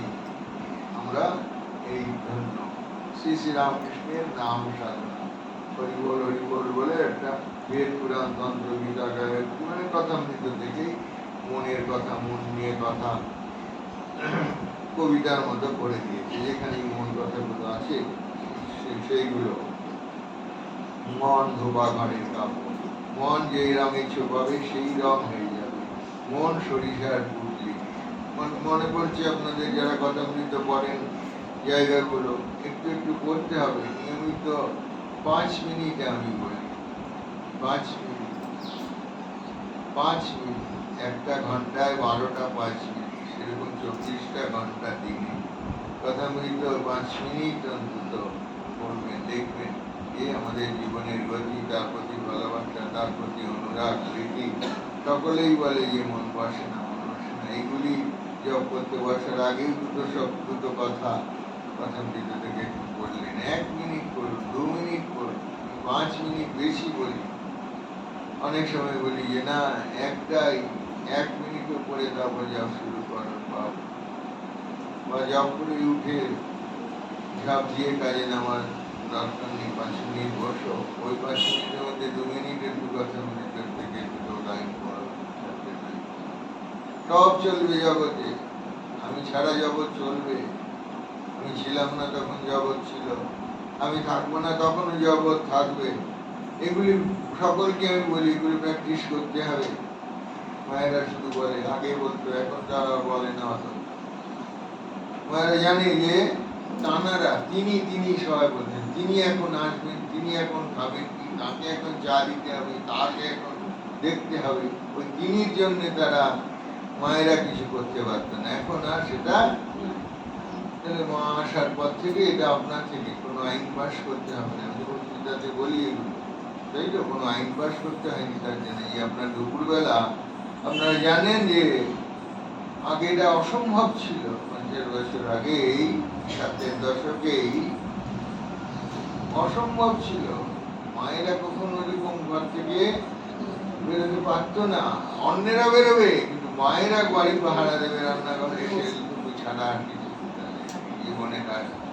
মা সেই কষ্টটি দেখে গেছেন, তাই মায়ের কৃপাতে আজকে আমরা মায়েদের দেখছি দুপুর বেলাতে এসে দরকার নেই, তাই তো। আশ্রমে প্রসাদ পাওয়া যাবে বলে রেখেছে, আমরা নিশ্চিন্তে, তাই তো, আমাদের প্রসাদ খাইয়ে ছাড়বে। আমি বেলুর মঠে আমার তো প্রসাদের সময় পেরিয়ে গেছে, তাই তো। তাহলে তো এখন গেলে তার প্রসাদ পাওয়া যাবে না। আমি নিশ্চিন্তে পাঠ করছি। এটা সম্ভব ছিল আগে? না না না না, কলকাতার কাজ ছেড়ে, অমুকের কাজ ছেড়ে আমার প্রসাদের আগে মঠে ফিরতে হবে, তাই তো। নিশ্চিন্ত, আপনারা নিশ্চিন্ত। এরকম ছিল না। এটা ঠাকুর মা জড়িয়ে কৃপায় এটা কোন সরকারের আইন পাস, কোন সমাবেশ, কোন বিক্ষোভ, কি কোন ধর্মঘর, কোন রাজদখল, কিছু করতে হবে। এর নাম হচ্ছে ঈশ্বরের ইচ্ছা। ঈশ্বরের যখন আয়োজন, তার আয়োজন নিঃশব্দে হবে। এটা ফোটাতে তিনি শব্দ করেন, তাই তো। একটা সামান্য কিছু করলে 3 জনে জেনে গেল, হ্যাঁ, বাপরে কি বলছি, বাপরে এত করলাম, দৌড় আমার দিকে ফিরে তাহলে সেইটা যখন আগে শুনে গেছি, শুনে ফেলেছি, তাহলে কেন ওটার জন্য অপেক্ষা করো এখনই? আমার দরকার নেই তোমাদের প্রশংসা, নিন্দা। আমি ভগবানের পথেই চেষ্টা করব। তোমাদের ফেলে দিচ্ছি না, কিন্তু ওই সারাদিন দাসী গিরি করতে আমরা তার দাস, তার দাসী। তোমাদের সেবার দায়িত্ব তোমাদেরও যেমন আমাদের প্রতি, আমাদেরও তোমাদের প্রতি। সব জায়গায় বলি, এগুলো ঘটলো কি করে? ঘটলো মায়ের কৃপায়। মা দেখেছে যে এইখানে না বাবা, মাঝে একটু ছোট রাস্তা, ঠাকুর ওখানে নাচছেন, গাইছেন, কত কথামৃত মানুষকে শোনাচ্ছেন, তার সেখানে যাওয়ার অধিকার নেই। কেন? দেশাচার, লোকাচার। নিজের স্বামীর কাছে গিয়ে বসে দুটো কথা শুনবে, তাও লোকচক্ষুর অন্তরালে, তাও পারবে না। অন্যেরা শুনতে আসছে, পুরুষরা। এই সে আর যোগীন মা, গোলাপ মা তখনকার দিনের বিধবা, মায়ের সঙ্গী, অতএব তারা দুজন, লক্ষ্মী দিদি, এরা ঠাকুর ঘরে ঠাকুরের কাছে যেতে পারতেন যখন ইচ্ছে, তাই কিনা? আর কারো কথা পাওয়া যায়? অমুক নিয়ে এলে না ঠাকুরের সঙ্গে কথা বলতে পারবেন, ওরকম নয়, তাই কিনা? মা পাঠিয়ে দিতেন, ওই ঘরে একজন আছে, তাই তো। না, এখন দেখুন তো আপনার 99% তো আপনার এখানে মায়েরা, তাই না? অসম্ভব ছিল এটা দুপুরবেলা। এবারে বাচ্চাগুলিকে খাওয়াতে হবে, বড়গুলোকে স্কুল কলেজে পাঠাতে হবে, তারপরে ওনারা তো আছেন। না এলে জানতেও তো পারতাম আজকে আবার রবিবার, তাই তো? না এলে জানতেও পারতাম না এত কিছু।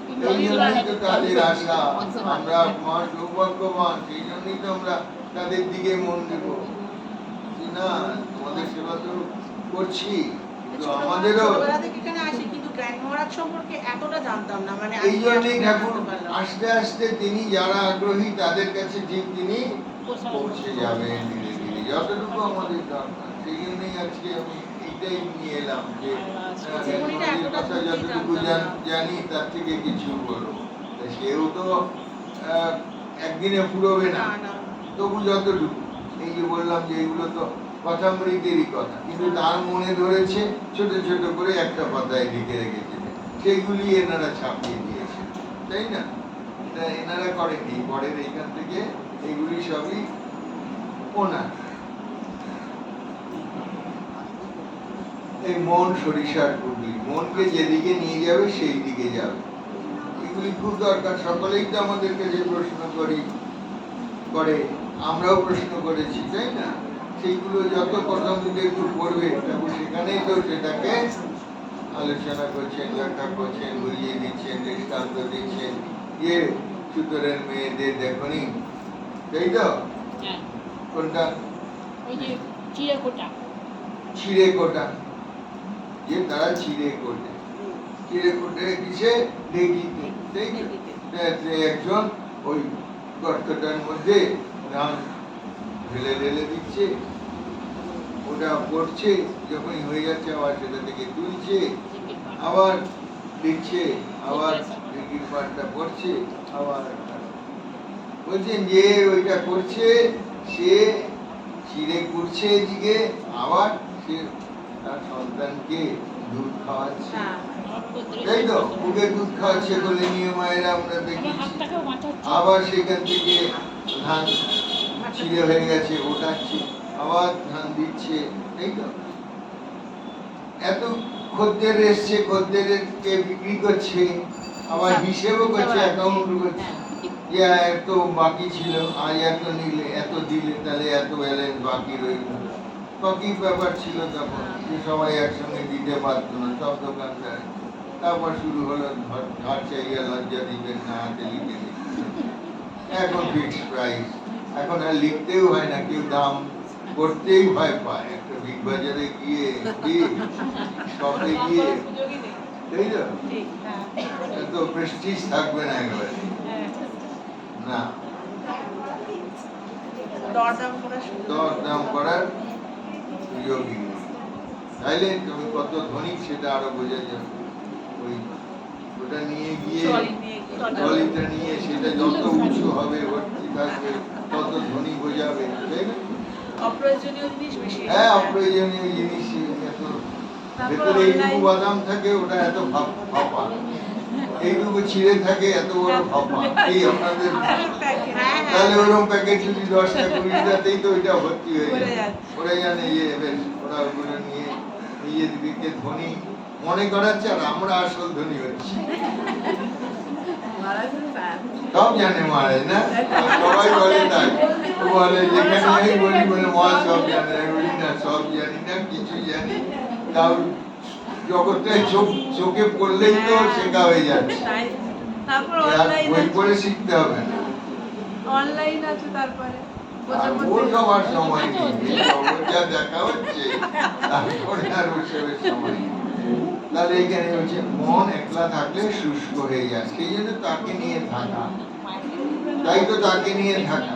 এই যে এইগুলো ঠাকুর তো সেখানে বলছে, মনকে কাজের সময় তার কাছে ফেলে রাখতে হয়। কি কথা, মানে এইটুকু থেকে রোজ একটা একটা করে পড়ে একটু কাজের সময় মনকে ফেলে রাখতে হয়। থালা বাসন মাজছি, তাও ঘর করছি, চলে আসছি, ঠাকুরকে মনে করার চেষ্টা করছি, কিন্তু এত কাছে আছেন, এখানে বসে আছেন, তাকে গুরুদেব বলে দিয়েছেন, তাই তো? বেলুড় মঠের মন্দিরে তিনি বসে আছেন, ওইটা ধ্যান করতে বলেননি, এইখানে বসে আছেন, সবচেয়ে কাছে। তাহলে আমার শুধু ভাবতে হবে তিনি এখানে আছেন, না আমি বাসনটা মাজছি, কাপটা ধুচ্ছি, এই তো সবজিটা কাটছি। আর তো এখন বসে সবজি কাটা না, দাঁড়িয়ে দাঁড়িয়ে ওই এলটার উপরে, তাই তো? ওখান থেকে গ্যাসটা এসেছে, গ্যাসটা তো উপরে রাখতে হবে। এই দাঁড়িয়ে এখন সবারই হাঁটু ব্যথা, কোমর ব্যথা, ওই দাঁড়িয়ে দেয়। আগে মায়েরা বসে বসে সব কিছু করতো, একবারে বিছানার নিচ পর্যন্ত, খাটের নিচ পর্যন্ত ঢুকে যেত মুছতে। এখন মায়েরা পারে? বসতেই পারে না চেয়ার ছাড়া, বসতেই পারে না। তাই না? তাহলে সেই মায়েরা যত মোটাই মা হোক না কেন, তারা ঠিক সেটা অভ্যাস করতে করতে রোজই সেটা করতে দেখেছি। ফোনটা ধরে নিতে কখন কোথায় কি। হ্যালো হ্যালো হ্যালো, হ্যাঁ কে কে? বাবু, আমি ফোন করেছিলাম সকালে, আপনার শরীরটা কেমন হচ্ছে? সেই আমি এখন একটা ক্লাসে আছি, আপনি একটু, হ্যাঁ হ্যাঁ করবেন, হ্যাঁ আপনার 1 ঘন্টা পরে করবেন। ঠিক আছে, শুনবো, হ্যাঁ এখন ঘন্টা করে এই যে মন বলছেন, মনকে কাজের সময় তার কাছে ফেলে রাখতে হবে। কত দৃষ্টান্ত দিয়েছেন। ওই জলে কুমির, কচ্ছপ জলে চড়ে বেড়ায়, কুমির না ওটা যে কচ্ছপ জলে চড়ে বেড়ায়, কিন্তু তার মনটা কোথায় আছে জানো? পাড়ায়। কি সুন্দর কথা, যেখানে তার ডিমগুলো পাড়া আছে। কি সুন্দর। কেন? পাছে পাখি, কাক, ওরা তো শুধু দুর্বৃত্ত, ওই যে জঙ্গির মতো হানা দিয়ে ওটাকে নষ্ট করে। সে গিয়ে তাহলে ছো মেরে আবার এও তাকে বাধা দেবে, মনটা ওখানে ফেলে রাখছে। কি সুন্দর কথা। তাহলে আমরা পারবো না ভগবানকে মনে রাখতে? আমরা কাজ করছি, আমরা সংসারে সকলেরই কাজ করতাম। মহারাজদেরই এত কাজ দেখছেন। অনেকেই বলে মহারাজ মঠে আসার আগে জানতাম না আপনাদের এত কাজ, এই জন্যই তো মঠে আসা অন্তত প্রয়োজন। আপনারা ভাবেন মহারাজের এত দিব্যি আছে, ওদের গালাগালি করে না যে মহারাজের এত দিব্যি আছে, করে তো, জানেন তো? সব মানুষ তো জানে না। আপনারা ভক্ত বলে আপনারা কিছুটা জানেন, সেগুলো তো জানেন না। এই গাড়ি চলে এলো, গাড়ি চলে এলো, আমরা যেন বলতে গেছি, তাদের ভাবনা দিয়ে তো আমাদের কিছু এসে যাবে না। তারা জানে না, তারা জানে না, তাই না?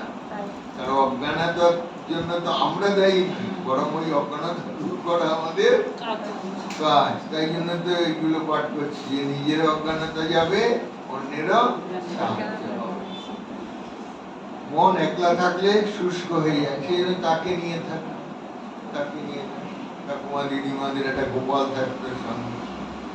এখন ওই ঝামেলার মধ্যে যাওয়ার দরকার নেই, প্রভু এখানে আছেন, এইটুকু মনে করলে কত নিশ্চিন্ত, তাই তো? পথে ঘাটে যাবো, কোথায় গোপালকে রাখবো, দিদিমারা যেতে পারতো না, একটু সঙ্গে নিয়ে চলে যেত।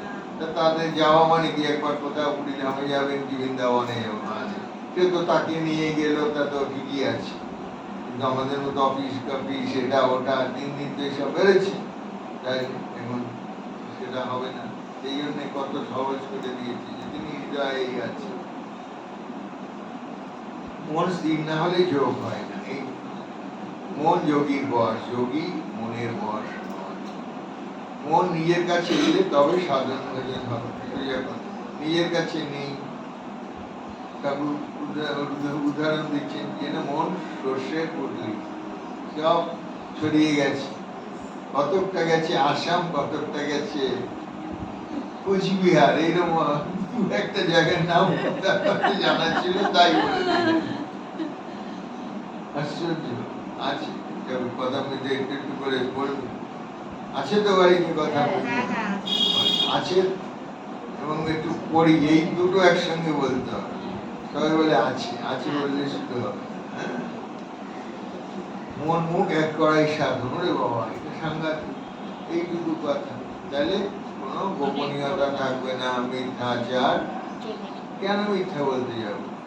কি লাভ? কি লাভ?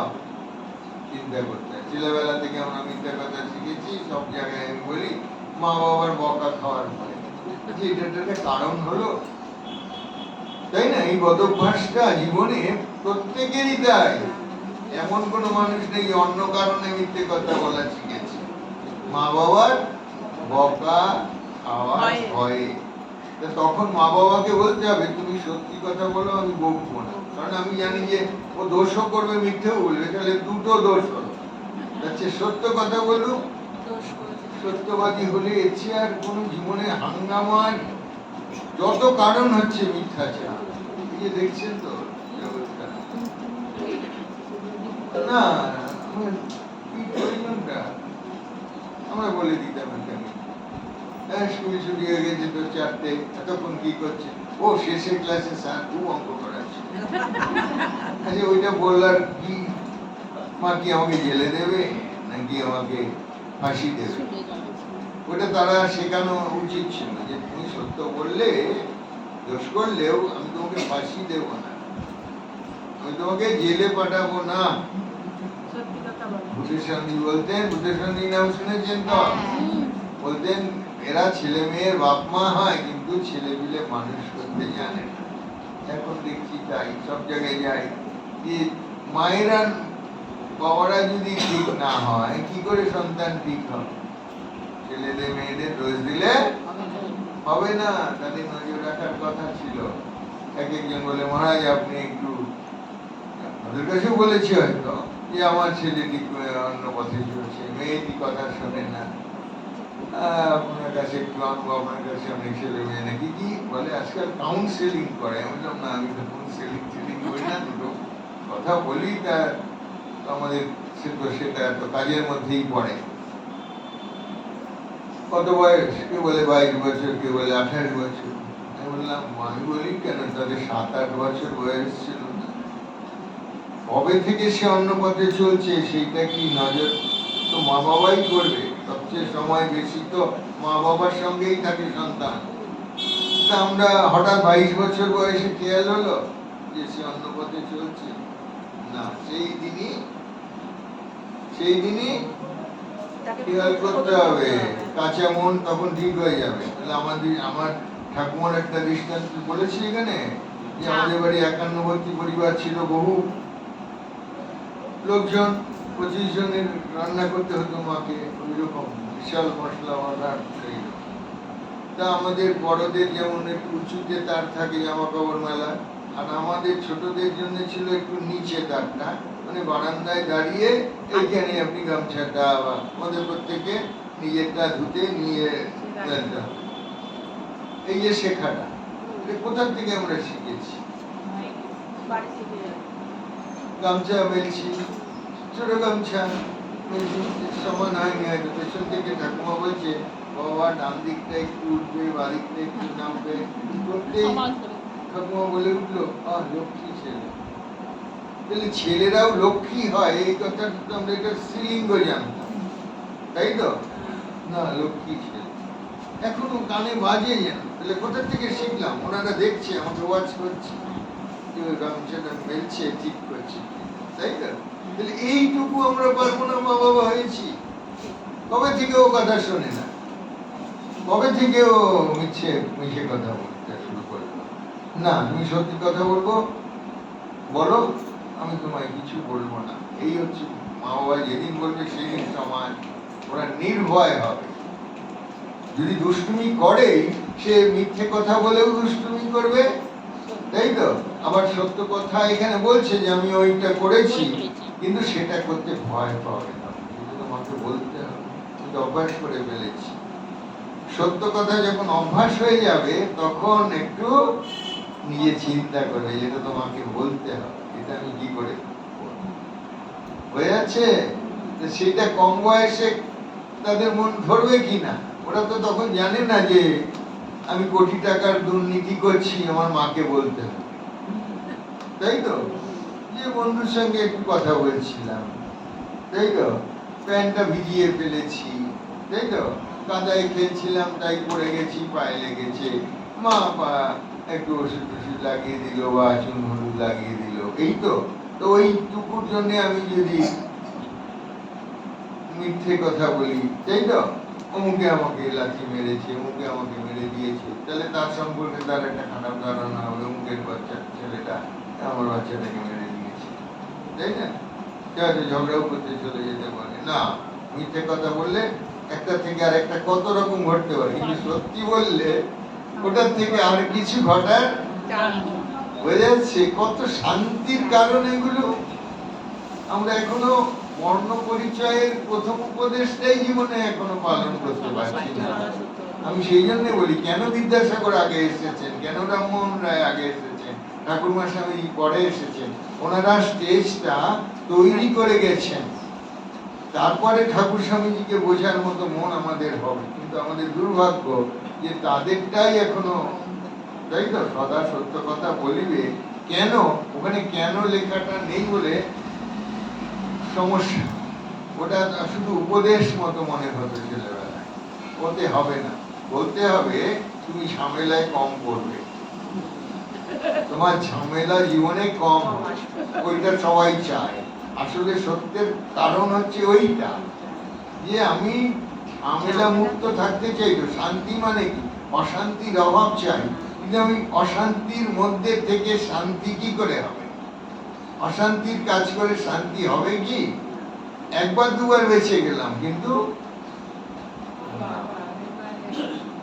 তাহলে সত্যটার জয় হচ্ছে, কিন্তু আমি সত্য পালন করবো না কেন?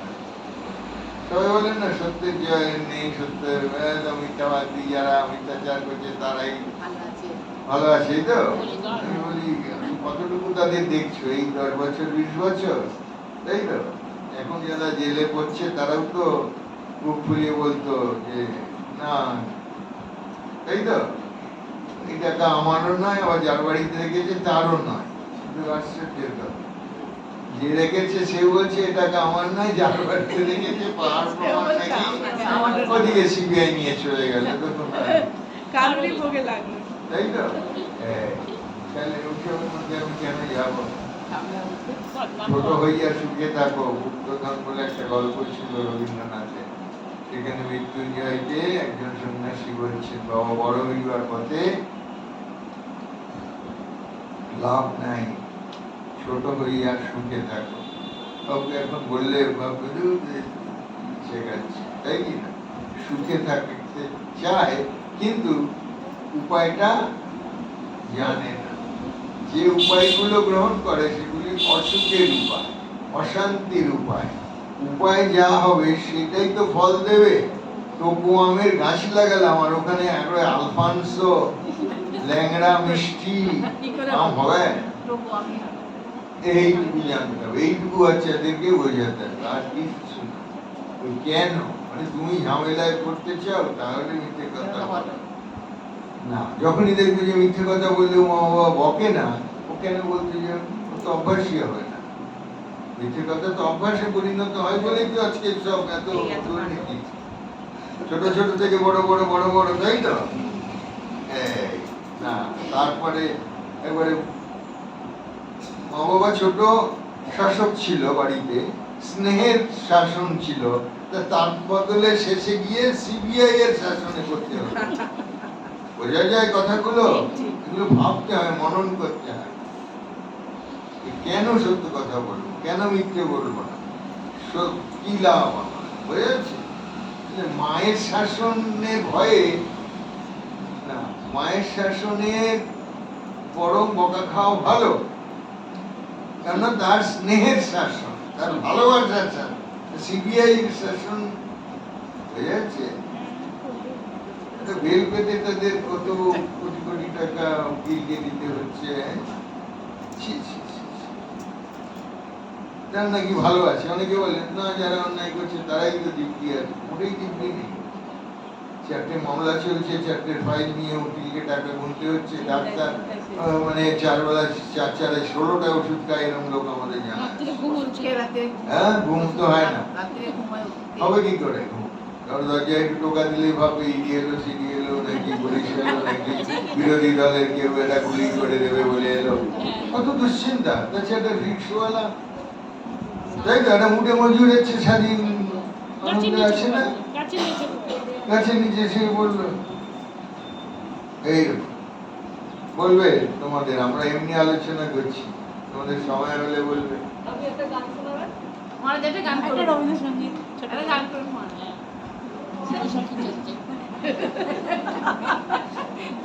বৈশাখ মাস রবীন্দ্র জয়ন্তী। হ্যাঁ, ভালো গান, খুব ভালো গান। আগের বারে কি করেছি এখানে কোনো গান হ্যাঁ, করেছি? করেছি। হ্যাঁ, এখানে গান আগেরবারে করেছি, আগেরবারে ছিল আগেরবারে বঞ্চিত করে বাঁচালে মোড়ে, রবীন্দ্রসঙ্গীত হ্যাঁ। বঞ্চিত করে বাঁচালে মোড়ে। ওরে সব। মহারাজ মহারাজ শুনিয়েছিলাম।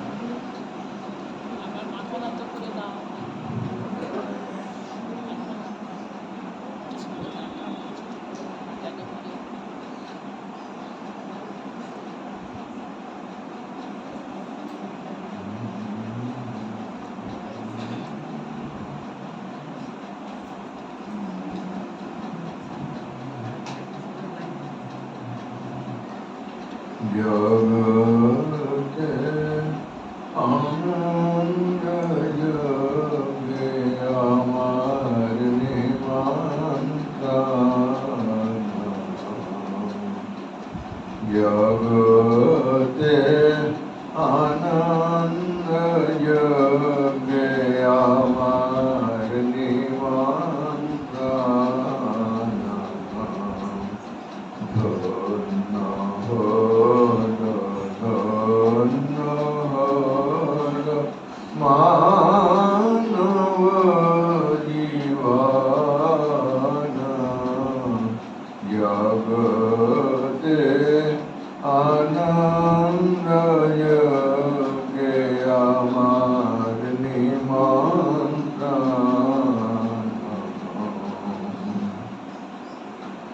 নয়ন আমার রূপের পুরে মিটায় বেড়ায় ঘুরে। নয়ন আমার রূপের পুরে স্বাদ মিটায় বেড়ায় ঘুরে। শোভন আমার রূপের পুরে হয়েছে মগন। জগতে আনন্দ যোগে আমার নিমন্ত্রণ।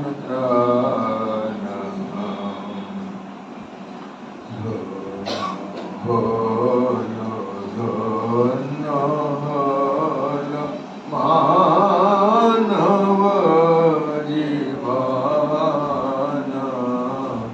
জগতে আনন্দ যোগে আমার নিমন্ত্রণ। তোমার যোগে দিয়েছ ভার বাজাই আমি বাঁশি।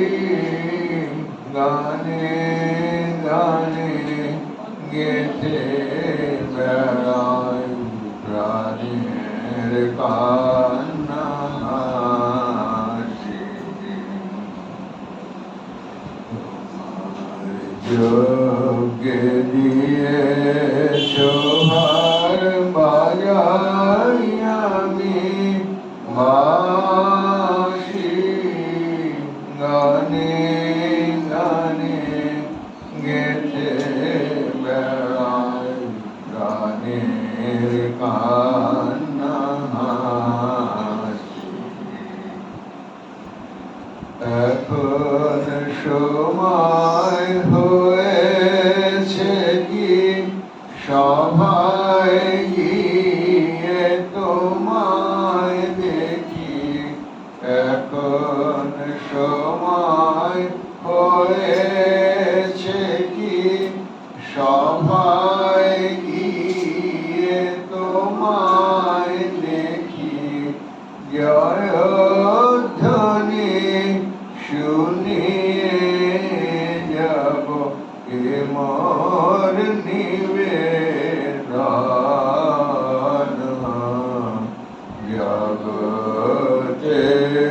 আনন্দ যোগে আমার নিমান প্রাণ ধন্য হলো ধন্য হলো মানব জীবন জগতে আনন্দ যোগে আমার নিমান প্রাণ। নমস্কার, আজকের মতন একটু একটু গান শুনবেন, নিজেরাও একটু গলা মেলাবেন। এখন কত সুযোগ হয়ে গেছে, এটা ইউটিউব, একটা সিডি ঘরে চলতে থাকলো, কিছুই ছিল না। একটা কখন একটা গান দেবে রেডিওতে, কিছুটা লিখলাম, আবার আরেকদিন হলো, তাহলে সেটা বাকিটা পূরণ করলাম। জানেন এইভাবে গান রেডিও থেকে শুনে